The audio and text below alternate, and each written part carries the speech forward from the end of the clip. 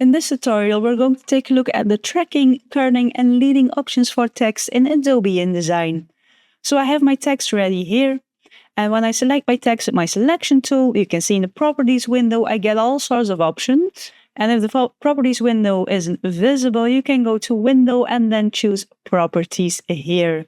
Now with my text selected, I have all these options here, and beneath character, we have the options for tracking, kerning, and leading.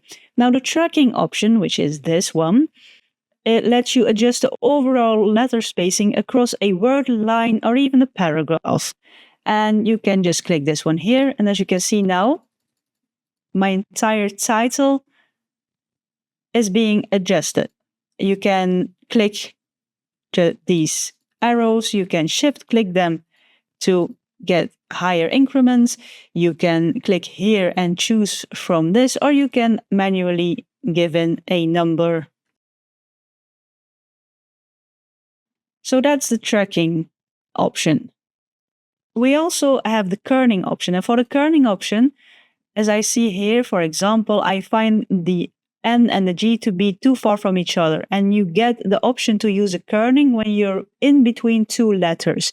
So I'm now in between the N and the G. I have my kerning option, which is this one, available now. And the kerning adjusts the spacing between any two letters. And that's the difference from the tracking. The tracking does the spacing for more than two letters. So I now have my N and my G, and I want them to be closer to each other. So I'm going to use my kerning to do so.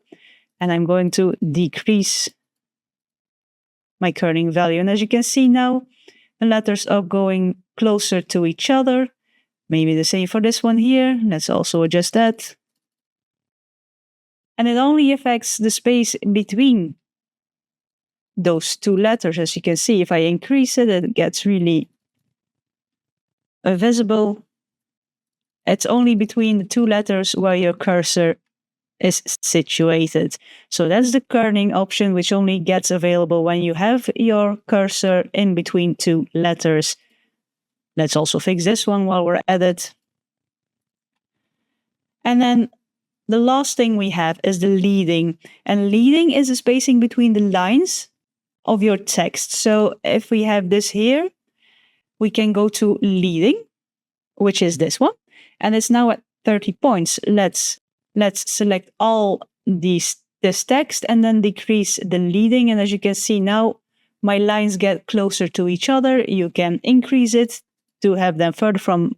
You can also use the Shift key if you want to have larger increments, but you can increase, decrease, and this will affect how far your lines of text are situated from each other. To be able to do this, you have to select the lines of text you want to apply this to.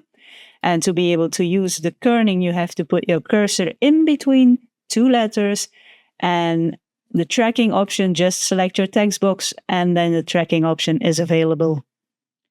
Let me know in the comments below if you liked this video. Be sure to press the thumbs up button if you did. Press the subscribe button if you want to see more of my videos. I have new tutorials going live every week. And for now, thank you for watching my video. Stay creative, and I hope to see you in the next one.